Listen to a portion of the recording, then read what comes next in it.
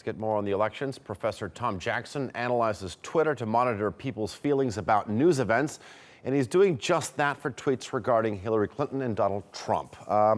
Professor Jackson, thank you very much for joining us. So my question is to you, what is the mood of the nation? How are Americans feeling about their candidates? Very mixed. Good morning. Good morning from the Centre of Information Management at Loughborough University. The Twitter sphere is looking very mixed. It's been a very dirty campaign, and whoever wins, it's very clear that there could be civil unrest on the cards. Okay, now 4 days ago, you tweeted that Donald Trump was in the lead according to the emotive system, which you just mentioned. This is pretty much against most of the traditional polls. What are you seeing that the polls aren't? This emotive system was funded by the Ministry of Defence in the UK and one of the research councils, and it was developed to try and predict the next London riot. And it looks at eight cross-cultural emotions. And we used it for the UK general election, and we predicted the outcome correctly there. What we're looking for is uncertainty towards Trump or Clinton. And currently, we're seeing a lot of uncertainty towards Clinton, which is a bad thing if you're a Clinton supporter.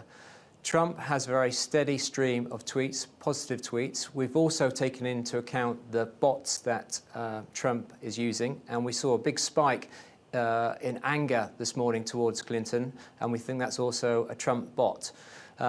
In terms of a Lady Gaga event last night, where they were saying she looked very much like a Nazi, we very much think that's a Trump bot that's come out and put those tweets out there. But on the Clinton side, we're seeing very much anger towards Clinton in that they think she's very much corrupt, and they're blaming her for all sorts of deaths over the past few years. It's a very, very bitter campaign.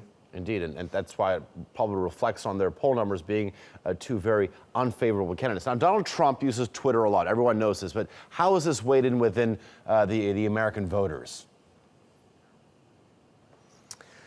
He does use it an awful lot, but then Clinton also uses it. He's just more in the press of being able to tweet directly, which he's been restricted, which has caused great sadness on Twitter that he can't use it directly anymore.